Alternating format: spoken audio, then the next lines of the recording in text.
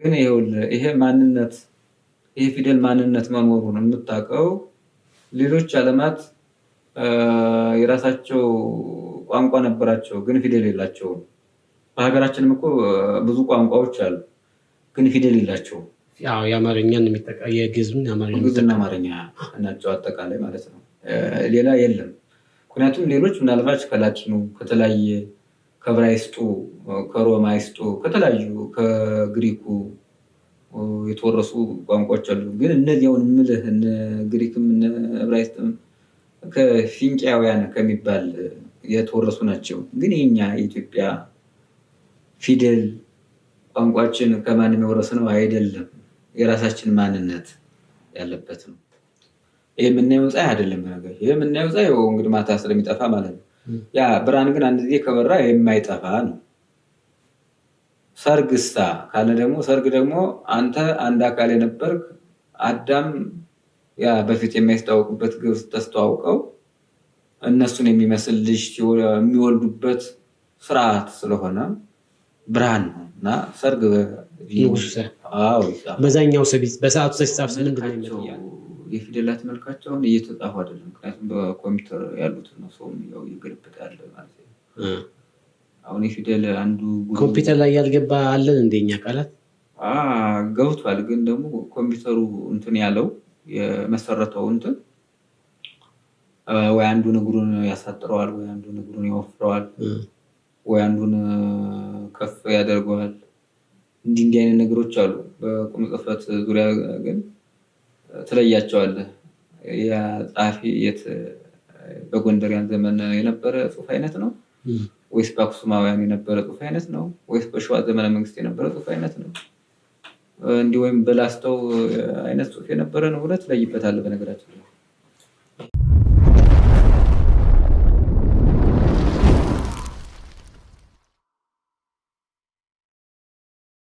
ለማየት እንሞክር። ለምሳሌ መምህር በዋንጫ ውሃ ቢጻፍ መምህር የሚለው በሐሌታ በዋንጫ በሚባል እሱን ቢጻፍና ወደ ግዕዙ ዓለም እንግባና አሁን እሱ ስም ነው። መምህር ያው አስተማሪ እንደማለት ነው። በሶስቱ ቃላት ሲጻፍ ማለት የለም ፊደል አለኮና መሐረ አንዱ ስህተት ነው አይጻፍበትም። ሁለቱ ይጻፍበታል። አንዱ አስተማረ ነው። አንዱ ደግሞ በየትኛው ሲጻፍ ነው አስተማረ የሚሆነው በዋንጫ ውሃ ሲጻፍ ነው። ያንን ትምህርት መስጠትን ነው ቃሉን ነገረ ዘራ ነው። አንድ አስተማሪ ቃሉን የሚዘራ መልቀም ደግሞ ሌላ ነው ይላል። አጋ ደግሞ መሐረ ማለት ደግሞ ይቅር አለ ማለት ምህረት አደረገ። በምን ሲጻፍ ነው? በሐመር ውሃ ሲጻፍ ማለት ነው። በዛንኛው ፊደል ግን አይጻፍም። እሺ አይጻፍም። መራሄም ብንለው ሐመር ውሃ ነው እና በዛንኛው ፊደል ኦልሬዲ መሐረ ተብሎ አይጻፍም። ይሄ ኤክስ ምንለው ምንም ትርጉም የለውም። አዎ እነዚህ ግን ሁለቱ አላቸው። ሌሎችን እናንሳ። ሌሎችን ማንሳ። እሺ ሰርግ አሁን ሰርግ በንጉሱ ወይም በሰራዊቱ ነው የሚጻፍ። ለምንድን ነው በዛ የሚጻፍ? አሁን የሰረገላ የሰርግ ሰረቀ እነዚህ ደስታን ብርሃንን ለምሳሌ ያው ሰርግ ብርሃን የምናይበት ደስታ ያለበት ለምሳሌ ሰረቀ በስጋ እንላለን። ኤፍሬም ሶሪያዊ ክርስቶስ ከድንግል ማርያም እንደተወለደው እንደወጣ ያ ፀሐይ ክርስቶስ እንደሚባል ያው እንግዲህ ክርስቶስ ደግሞ ብርሃን ነው። ይሄ የምናየው ፀሐይ አይደለም ነገር ይሄ የምናየው ፀሐይ እንግዲህ ማታ ስለሚጠፋ ማለት ነው። ያ ብርሃን ግን አንድ ጊዜ ከበራ የማይጠፋ ነው። ሰርግሳ ካለ ደግሞ ሰርግ ደግሞ አንተ አንድ አካል የነበርክ አዳም ያ በፊት የማይታወቁበት ግብጽ ተስተዋውቀው እነሱን የሚመስል ልጅ የሚወልዱበት ስርዓት ስለሆነ ብርሃን ነውና ሰርግ በዛኛው ሰቢስ በሰዓቱ ተጻፈ ምንድነው የሚመጣው? ያንኛው ደግሞ ሌላ ወይ ውሃ ወይ በረዶ ወይ መስረጉን ወይ ወደ ውስጥ መግባት መስረግን ያሳያል። እሱን ያመለክታል። እሺ ንስሐ በሐሌታ ውሃ ሲጻፍ ንስሐ ማለት መጸጸትን ደግሞ ከፍ ማለትን ያመጣል። በዚያኛው ፊደል ደግሞ ይሄኛው በዋንጫ ውሃ ሲጻፍ ምንድነው የሚሆነው? አይደለም በዋንጫው አይደለም አሰኮ ገብተሃል። ኦኬ ሁለት ስላልኩ ሁለት ተመሳሳዮች ናቸው ያሉት። እሺ ንስሐ አሁን አንደኛው መንሳት አንድ ነገር ልሰጠው ብለህ ቆይና ጥራት አለ ንጉሱ ሰነ የሚገባው እሱ ያንኛው ንጉሱ ሰነ የሚገባው። እሺ ይሄኛው ሐሳብ የመጨረሻው ሐሳብ እሱ ያው ነው። በዚህኛው ነው በዋንጫው ነው የሚገባ። እሺ ያንኛው በዛው ነው የሚገባ። ግን አንደኛው ይሄ ንስሐ ነው አይደል? መንሳት አንድ ነገር የሆነ ሰጣለው ብለህ እንደገና ስተው መቀማት አናደድኩ አበሳቸው ወሰደው ቀነሰው ሰጣለው ብሎ እንደገና ነሰው ይባላል። እሺ ይሄንኛው ደግሞ ንስሐ ማለት ደግሞ ራስን ማዋረድ መመለስ ማለት ነው። መጸጸት ማለት ያለበት ነው። ኑዛዜን መንገር። እንደዚህ ያለ። እሺ ሰዓሊ በሰዓቱ ሰዓሊ በአይኑአና በንጉሱ ሰው ወይም በሰራዊቱ ሰው ይጻፋል። እሺ ምክንያቱም ስዕል ማለት የሚታይ ነው አይደል? አይተህ የምትመሰክርበት ይሄ ነው የምትልበት ነው። ስለዚህ ደግሞ ፊደላት ምስል ናቸው ስንል አይኑአ ይባላል። የአይን መልክ ስላላቸው ክብ መልክ ወይም ሞላላ መልክ ያላቸው ናቸው። ስለዚህ ሰዓሊ ሲል የሚጻፈው በዚያ ነው። በዚያኛው ደግሞ በሳቱሰ እና በአልፈው ስትጽፍ ደግሞ መለመን ለመነ ወይም ለማኝ ወይም አሁን ሳሌ ለነቅድስ ወይ ለምኝልን እንደምንለው እንደዚያ ባለ ለዚያ ነው የሚጻፈው። ስለዚህ አንዳንድ ጊዜ ሰዎች ሁለት ስም አድርገው ልትሰጥ ትችላለህ። ሰዓሊውን ሳሊ ገብረ ማርያም በሁለት ጽፈህ ብትሰጠው አንዱ ለማኝ ገብረ ማርያም አለ ሊል ይችላል። አንዱ ደግሞ አይ እንደ ስለማል ስለሆነ ሰውዬ እንደ ሳሊ ይለኛል ሊል ይችላል። ግን ሁለቱም በመጽሐፍ ሚስጥር በመለመን ደረጃ ልመና ከእግዚአብሔር ጋር የሚያገናኝ ሚስጥር አለ። የሽፍራፊውም ሳንቲም ይሄ ምናምን አይደለም። የአጠፋውን ጥፋት ወደ እግዚአብሔር መለመን እንደማለት ነው። ሳሊ ለነቅድስት ምን ስለታደ እንዴ ተመልሰ ደግሞ የነኛው ሳሊ ደግሞ የሚታየውን ገዝፎ የሚታየውን በአይን የሚታየውን ማሳየት ነው። ስለዚህ ይሄኛው ሰዓሊ ተብሎ በዛ ይላል ማለት ነው። ጥሩ መምህር፣ እስኪ አሁን ትንሽ ጥሩ የሆኑ የፊደላት በፊደላት ውስጥ እጅግ በጣም እንትኖችን ትምህርታዊ የሆኑ ነገሮችን ተለዋውጠናል። በጣም የሚጠቅሙ ነጥቦችን ያነሳ ነው። ከዚህ ጋር ተያይዞ እንደው መጽሐፍ ገምግሙልኝ ብሎም ሰው መጥቶ ሊሆን ይችላል፣ ወይም ደግሞ አንዳንድ መጽሐፍ ሲያነቡ አግኝተውም ሊሆን ይችላል እና የቃላት ልዩነት፣ አጠቃቀም ልዩነት ገጠመኝ የሚያዝናና ምናምን ነገር ገጥሞት ያውቃል በዚህ ጉዳይ ላይ? አሁን እሱ አንዳንድ ጊዜ የሚገርምህ አሁን መልካቸው የፊደላት መልካቸው አሁን እየተጻፉ አይደለም። ምክንያቱም በኮምፒውተር ያሉት ነው ሰው ያው ይገለብጥ ያለ ማለት ነው። አሁን የፊደል አንዱ ኮምፒውተር ላይ ያልገባ አለን እንደኛ ቃላት ገብቷል። ግን ደግሞ ኮምፒውተሩ እንትን ያለው የመሰረተው እንትን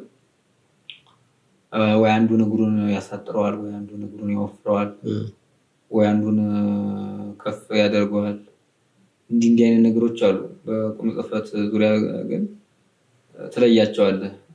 ያ ጻፊ በጎንደሪያን ዘመን የነበረ ጽሑፍ አይነት ነው ወይስ በአክሱማውያን የነበረ ጽሑፍ አይነት ነው ወይስ በሸዋ ዘመነ መንግስት የነበረ ጽሑፍ አይነት ነው እንዲህ ወይም በላስተው አይነት ጽሑፍ የነበረ ነው ብለህ ትለይበታለህ። በነገራችን ላይ ይሄ አሁን በአክሱም ስለ ወደ ተንቤን አካባቢ ያሉ ጽሑፎች ተመልሰህ ደግሞ በጎንደሪያን ፔሪድ ያሉ ጽሑፎች ሸዋ ላይ ያሉ ጽሑፎች አሉ።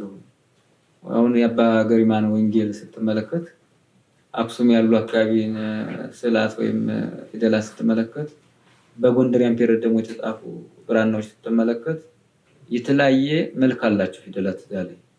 ወይ አንዳንዶቹ 4 ማዕዘን ሆነው ታያቸዋል፣ ወይ አንዳንዶቹ 3 ማዕዘን ሆነው ታያቸዋል ፊደላት።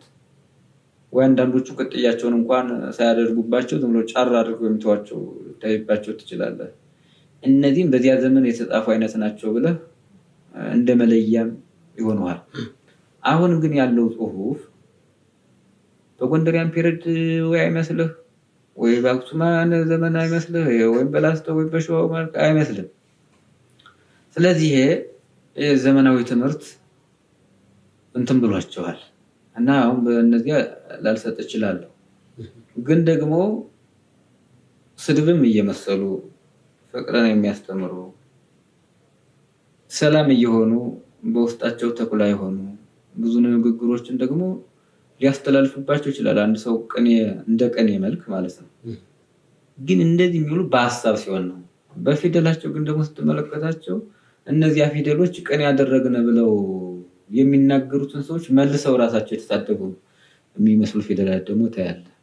አንዳንድ ሰዎች አሁን ፌስቡክ ላይ በጣም ጽፉ ጥሩ ንግግር ጽሁፍ ጻፉ፣ ወይ በጣም የሚመች ጽሁፍ ተጻፈ ብለው ተመልሰው ደግሞ በውስጥ እኒያን ፊደላቸውን ስትመረምራቸው አሁን ቅድም ሰዓሊ ምን እንዳልነው ስድብ አዘል ነገር ይዘው ታገኛቸዋለህ። ግን ለዚህ ነው በነገራችን ላይ አባቶች ሊቃውንት ምሁራን የኢትዮጵያ ኦርቶዶክስ ተዋሕዶ ቤተክርስቲያን ብዙ ምሁራን አላት። በጣም ራሳቸውን ዝቅ አድርገው ለምን መሰለ ራሳቸውን ዝቅ የሚያደርጉት ፊደልን የሚያውቁ የመረመሩ ራሳቸውን ዝቅ አድርገው ነው የሚሉት። አሁን ግን የሞላ ዕቃ እና ያልሞላ ዕቃ የተለያየ ነው። የሞላው ዕቃ አይወዛወዝም፣ ወዲያና ወዲህም አይልም። ግን ያልሞላ ዕቃ ይንቦጫቦጫል፣ ወዲያና ወዲህ ነው የሚንቦጫቦጫው። አሁን እኛም ሀሳብ ያልተሞላ አይምሮ ስላለ ወዲያና ወዲህ ነው እንደምታዩ እንዳሁኑ ቲክቶክ እንደ ብዙ ዘመቻዎች አሉ አይደል? ግን እንሙላ ብንሳውን ጊዜው ይበቃናል። አሁን እንደው ተምረን ለመሙላት ራሱ ያለው እንትን ይበቃናል። ይበቃና ነበር ብንማርም ይቅር ይለን የለ እንዴ? ወደ ራሳችን እንመለስ የለ እንዴ? ሰው ወደ ራሱ ከተመለሰ እንዴት ራሱን ካወቀ ከተረዳ ምን ጊዜ ይወስዳል? አሁን እኮ ራሳችን ጋር ጊዜ የለንም። አሁን አይተህ ከሆነ እኮ የምትለቀው ምስል የተለያየ ምስል ልትለቅ ትችል ይሆናል። ምኑ ላይ ነው መልዕክት የሚያስተላልፍ? 1 ሚሊዮን ላይክ እና ሼር ሊሆን ይችላል። የሆነ ዳንስ ምናምን ወይ ሙዚቃ ከፍተህ ግን ያ ሙዚቃ ዛሬ ላይክ እና ሼር ያደረገ በነገው ሰው አይመለከተው ይረሳዋል። ግን አንድን ማንነት ያለው አሁን ፊደላት አሉ እኮ ዛሬም እኮ ምንም ብናወላግዳቸው ምንም ብንላቸው እየተጠቀምንባቸው ናቸው። ግን በማይጠቅሙ ነገሮች ውስጥ ላይክ እና ሼር ስታረከምቱ በሚጠቅሙ ነገሮች መንገድ ብንከፍት ህይወት የሆነ አይምሮ ህይወት የሆነ ሰላም ፍቅር ወደ ነበረ ማንነታችን ሰላምና ፍቅር ወዳለበት እንገባለን ማለት ነው። ይዛኔ ጥበብ የምትባለው ሁሉ ትቀዳለች። ጥበብ ሰላም ከሌላት ፍቅር ከሌላት አታገኛትም። አሁን ዛሬ ሰው በውስጡ ሰላም የለውም፣ ፍቅር የለውም። ፊደላት ደግሞ በውስጣቸው ሰላምም አላቸው ፍቅርም አላቸው። መልካም ስንጽፍባቸው መልካም ይሆናሉ፣ ክፉ ስንጽፍባቸው ክፉ ይሆናሉ። ምክንያቱም ያ ንባብ ይገድላል ብሏል፣ ደግሞ ትርጓሜ ያድናል ብሏል። አንበናቸው ሚስጥራቸው ሰውን ገዳይ ይሆናሉ፣ አንበናቸው ሚስጥራቸው ፍጹም ይሆናሉ። ስለዚህ እነዚህ በሰው አእምሮ ውስጥ ስንለቃቸው አንዱ ስጋዊ አንዱ መንፈሳዊ ይሆናሉ ማለት ነው። ስጋዊ በሚያይልበት ጊዜ የምንጽፋቸው ጽሁፎች ሁሉ ከራሳችን ትተው አልፈው ሌላ ሰው ሁሉ ይበቀላሉ። ፀሐይን ስትመለከታት ያች በጣም ሙሉ ከተመለከትካት ፀሐይዋን በደንብ አትመለከታትም። በመጠኑ ስትመለከታት ጨረሯን ትመለከታለህ። ያ የጨረሩ ፍንጣቂ ስታይ ደግሞ ፊደላትም ደግሞ እነዚያ ፍንጣቂ የተወሰኑ ፍንጣቂ ከማይታየው ፀሐይ ክርስቶስ ያደርሱናል ፊደላት። ግን እኛን በደንብ ፀሐይዋን ሳንመለከት ትንሿን እንትን ስንመለከት ግን ፍንጣቂዋን ይዘን እንሄድና መንገድ ላይ እንቀራለን።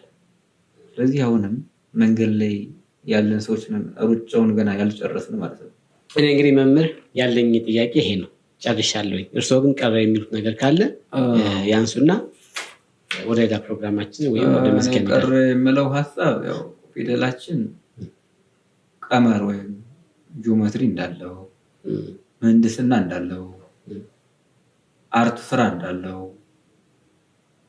ለዓለም የሚያበረክት ብዙ ነገር ስላለው ማወቅ ያስፈልገናል። ተመልሰን ደግሞ ፊደላችን አሁን ላለንበት ማንነት ከእግዚአብሔር ጋር የሚያገናኘን ሚስጥር እንዳለበት በቁጥር ቆጥረን በአቡሻር የምንቆጥርበት ፊደል ነው። አዳም ብለን አብርሃም ብለን ኢየሱስ ክርስቶስ ብለን ስንቆጥር አዳም እና አብርሃም ያለው ከአዳም ጀምሮ ያለውን ሚስጥር የሚያመጣልን። አዳም የስጋ ምሳሌ ነው። ለምሳሌ አብርሃም የተስፋ ምሳሌ ነው። ጌታችን ኢየሱስ ክርስቶስ ደግሞ ኪዳኑን የጨረሰ የፈጸመ ምሳሌ ነው። አዳም ማለት አካል ነበረ። አካል ሆኖ ግን አፈር ነው ተብሎ አፈር ሆኗል። ኋላ ግን ያ አፈር ዘር እንዲተካ 5500 ዘመን ሲፈጸም ገና ሳይፈጸም አብርሃምን እንደገና አበዛለሁ ብሎ ተስፋ ሰጠው። ተስፋ ከሰጠው በኋላ ደግሞ እንደገና ለአዳም የገባውን ቃል 5500 ዘመን ሲፈጸም ጌታችን ኢየሱስ ክርስቶስ ተወለደ። ይህንን በፊደል ከ15ኛው ፊደል ስትገባ ታገኘዋለህ። ከሀ አንስተህ እስከ አ ድረስ ስትደርስ ይሄ ሚስጥር ቁልጭ ብሎ በሃይማኖታዊ ይዘት አለ። እዚያ እያለፍክ ደግሞ ወደ ፐ መጨረሻ ስትገባ ደግሞ ትንሣኤውን ታገኛለህ። እነዚህ ከብሉይ አንስቶ እስከ አዲስ ኪዳን ያሉ መጨረሻ ድረስ ያሉትን የኛ ኢትዮጵያውያን ፊደል ሃይማኖታችንን ይገልጹልናል።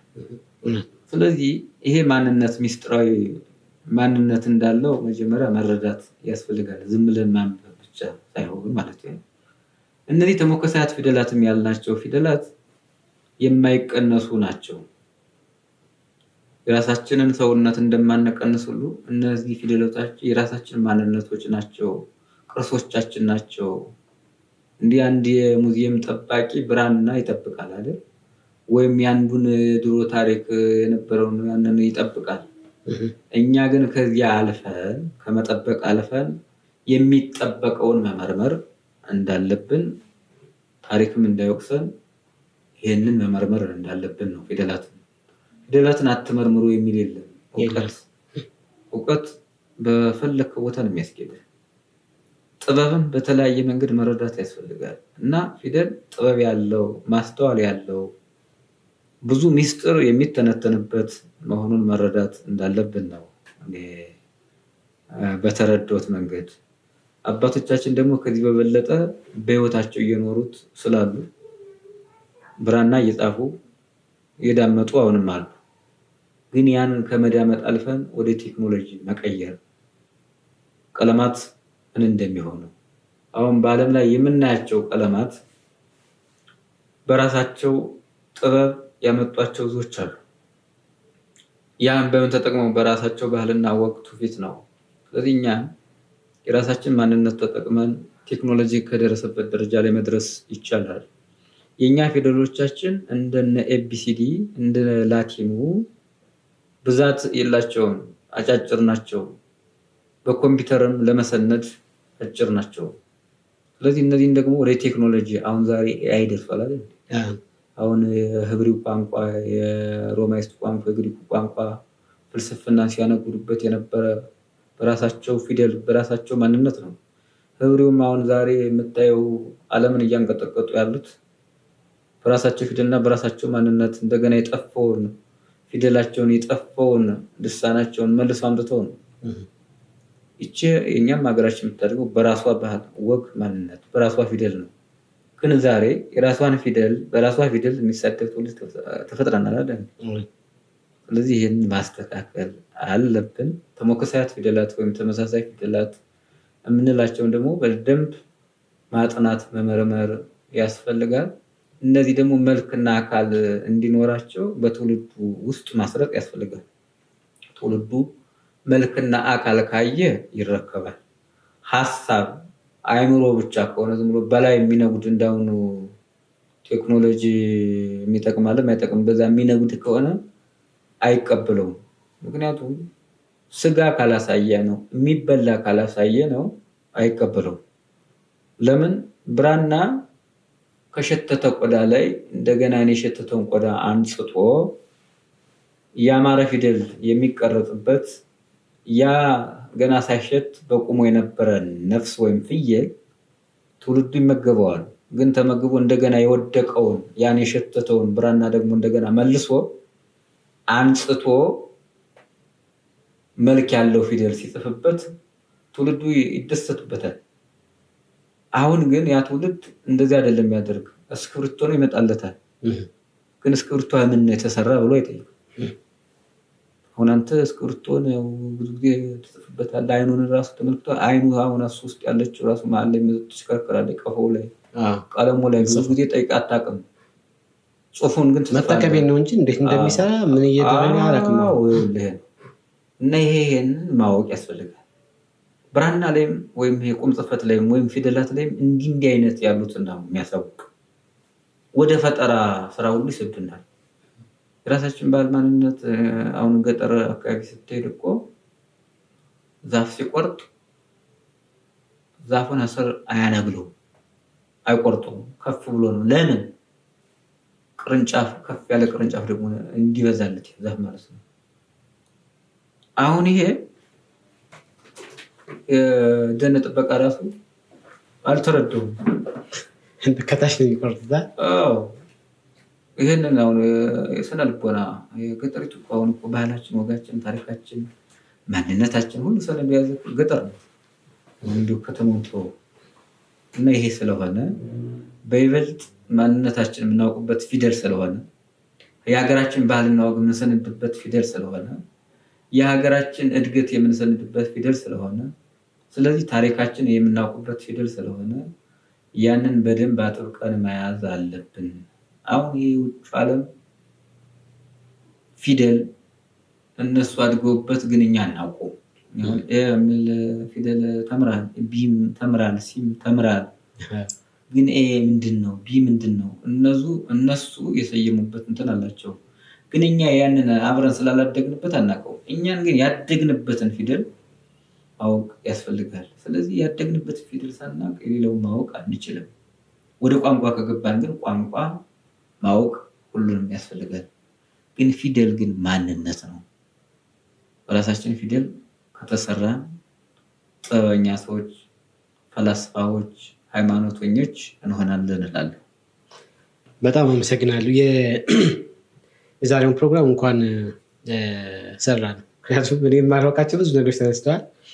እንግዲህ ሰዓቱም አይበቃም። ከካሜራ ጀርባ ግን ብዙ ነገር የምናወራቸው ይኖራሉ።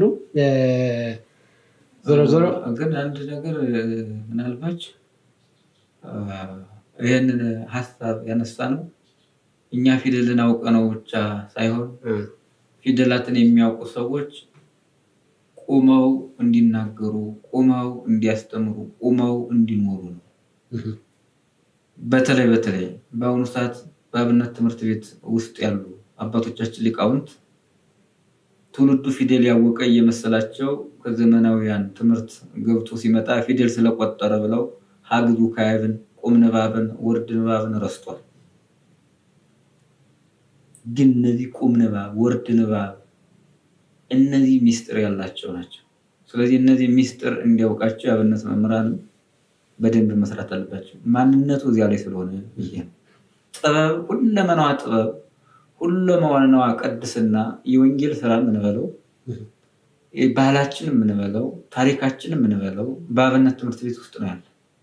ያ ጥበብ ሁለመናው የሚቀሰምበት ማለት ነው። ዓለም እንኳን የሚሰራበትን፣ የሚበላበትን፣ የሚጠጣበትን፣ የሚያርስበትን ሁሉ ቤት መስራትን ሁሉ ያስተማረች አብነት ትምህርት ቤት ናት። ያቺ ደግሞ ማህፀኗ ወላዷ ቤተክርስቲያን ናት። ስለዚህ ያቺ ማህፀን የተባረከች የተቀደሰች ማህፀን ናትና እንደገና መልሰን እሽግ ውሃ አድርገናት ሳንጠጣት ሳንመገባት ብንቀር በሽታ እንደምትሆነን፣ ያ በሽታ የተባለው ደግሞ ድህነት፣ ያ በሽታ የተባለው ደግሞ ከእግዚአብሔር ጋር መለየት፣ ያ በሽታ የተባለው ደግሞ አላዋቂነትን የሚፈጥር ስለሚሆን አዋቂነት የሚገለጸው በመኖር ስለሆነ በመናገር ብዙ አዋቂዎች የተባሉ ሰዎች ነበሩ፣ ግን ኋላ አላዋቂነት መሆናቸውን በብዙ መንገድ አረጋግጠናል። ስለዚህ ዛሬም ቢሆን የዋልንበት ወይም ስንነጋገር የቆየ ነው የሚኖር ህይወት መሆን እንዳለበት የትውልድ እየኖርነ ካሳየ ነው ሁሉን ነገር ይቀበላል። በሃይማኖቱም መልክ ከሆነ በሀገራችንም ታሪክ መልክ ከሆነ በመፍጠርም ደረጃ መልክ ከሆነ ማለት ነው። ስለዚህ እኛ የያዝናትን ተናግረናል። የያዝናት ደግሞ የበለጠ ሞራን ደግሞ እንዲያስቡበት ነው። አመሰግናለሁ። በጣም አሪፍ። አሁን መምህር እርስዎ በምን አይነት እንትን ላይ ስራ ላይ ነው ያሉት? ምንድን ነው እየሰሩ ያሉት እርስዎ? እኛ አሁን ብራና እጽዋት ላይ ነው እየሰራን ያለ ነው። ብራናም በየዩኒቨርሲቲው አጠቃላይ እጽዋትን ብለው ብራናም በየዩኒቨርሲቲው ነው አብረን እየሰራን ይሄ አገር በቀል እውቀት በሚባለው እየሰራን ያለ ነው። በብራና ዙሪያ ደግሞ ያው እንግዲህ አጠቃላይ ቤተክርስቲያን ውስጥ ያሉ ድርሳናት፣ ብሉይ ሐዲሳት፣ ሊቅ የሚባሉ መጻሕፍት ነው እየጻፍን የምናስረክበው። በጥቅሉ የቤተክርስቲያን ያሉ መጻሕፍቶችንም ነው የምንጽፈው። ወደ ዓለም ደግሞ ስንገባ እንግዲህ የምስክር ወረቀቶች በሐረጋት ጎርጉረን በዚያ ነው። ተመልሶ ደግሞ በስዕልም ዙሪያ ደግሞ በእጅ የሚሳሉ ስዕሎችን እነሱ ነው ይሰራን ያለ ነው። አሁን እንደው ደግሞ ወደ አዲስ ነገር አስገባኸኝ እንጂ የኛ ሀገራችን የእርስዎን የስራ ዘርፍ አሁን እየሰሩ ያሉበትን ነው። ለምን መሰሎት መምህር? አሁን ከእርስዎ ጋር ቀጣይ ፕሮግራም ይኖረኛል። ምክንያቱም ለምን መሰሎት? ስለ ብራና ራሱን ችሎ አንድ ፕሮግራም ይኖረናል። ከመጀመሪያው እስከ መጨረሻው ድረስ ብራና ምንድን ነው፣ ብራና እየሰራ ያለው ምንድን ነው፣ ከምንድን ነው የሚዘጋጀው፣ እንዴት ነው የሚሰራው ምናምን የሚለውን ነገር በደንብ በሌላ ፕሮግራም ራሱ ሙሉ አድርገን እንሰራለን። ይህ ብቻ ሳይሆን እንደገና በቅድም ያነሳውሎት አለ ይህ ዘመን ወጣቱም በለው ማንኛውም አካል ኢትዮጵያዊነቱን የረሳበት ጊዜ ነው። ቅድም ቅንጭብ አድርገው አንስተዋት ያስቆምኩት አለ አንዲት ሴት በሰርግ ሰዓት እንኳን 13 አይነት እቃ ነው ምናምን ይዛ ነው የምትሄደው። እሱን ራሱን ችሎ እንዴት ባህላችን ረሳን፣ ባህላችን ምን አይነት ነበር የሚለውን በአንድ ፕሮግራም ስለምናየው ያኛውን እንመጣለን። ስለ እጽዋት ምን እንመጣለን። በእጽዋት ላይ እርስዎ እየሰሩ ስለሆነ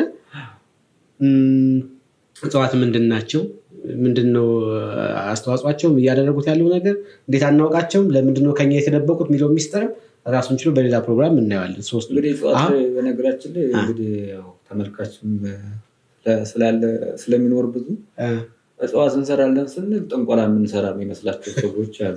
እሺ እኛ እጽዋት ላይ ስንል ብራና ቀለም የሚዘጋጀው ከእጽዋት ነው። እነዚህ ቀለማት ምን እንደሆኑ፣ ከምን እንደሚዘጋጁ፣ ከምን እንደሚሰሩ፣ ቀለማቸው ደግሞ 1000 ዓመት 2000 3000 ዓመት እንዲቆይ ያደረጋቸው ምን ላይ ነው የሚል አብረን እንመረምራለን። ዩኒቨርሲቲ ይሄንን እንሰራለን። ሌሎች ደግሞ ዓለም የሚጠቀማቸው በህይወት እየኖራቸው ያሉ እጽዋትን ደግሞ ዓለም አጠቃላይ የኛ የውጭ ዓለም እንዲያውቃቸውና የውጭ ዓለም ደግሞ ወደኛ መጥቶ ስራዎችን እንዲሰራ ሳይሆን የኛን አሁን ዛሬ አውሮፓ ሰው ወደ አሜሪካ የሚሄድ ለምንድን ነው? የሆነ ነገር ለማግኘት ነው አይደል? ሌላው ዓለም ደግሞ ወደኛ የሆነ ነገር ለማግኘት ይመጣል። በፊት አባቶቻችንን ብራና ሲሰርቁ የነበሩ ማንነቶቻችን ሁሉ ሲሰርቁ የነበሩ እየመጡ ለምንድን ነው? እዚህ ሀገር ላይ ብዙ ሀብት ሙያው ሀብቶች ስለነበሩ ነው።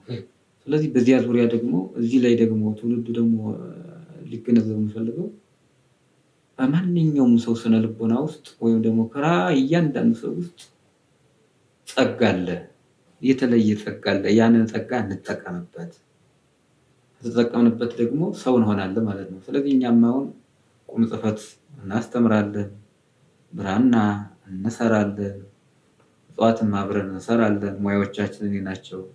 በተለይ አሁን እየጻፍናቸው ያሉ የቤተክርስቲያን መጻሕፍቶች ናቸው።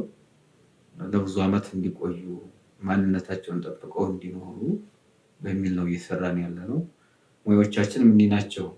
ሌሎች ወደ ዓለም ስንገባ ኢንዲጂነስ ቴዎሎጂ አሁን ሀገር በቀል በየዩኒቨርሲቲዎች ተከፍተዋል። አሱ ላይ አሁን አብረን እየሰራን ነው። እኛ እነሱን ሙያዎች አብረን እየሰራን ነው። ስለዚህ ደግሞ እነዚያ ሙያዎች ሀገር በቀል የምንላቸው እጽዋቶቹ ይመረመራሉ፣ መጻሕፍቶቹ ይመረመራሉ። አጠቃላይ በስጋ የምንጠቀምባቸው ነገሮችን አብረን እንመረምራለን። ስለዚህ ደግሞ መርመረን በአካል የምናሳይበት ያው ጊዜው ቅርብ ይሆናል ብዬ ተስፋ አለኝ። ሙያዎቻችን እነዚህ ናቸው። በጣም ጥሩ፣ ደስ ብሎኛል መምህር። ጥሬን አክብረው እርስዎም ቢሆን በተብራራና ግልጽ በሆነ መልኩ ይህንን ፕሮግራም እንድናዘጋጅ ታደረጉ ከልብ አመሰግናለሁ።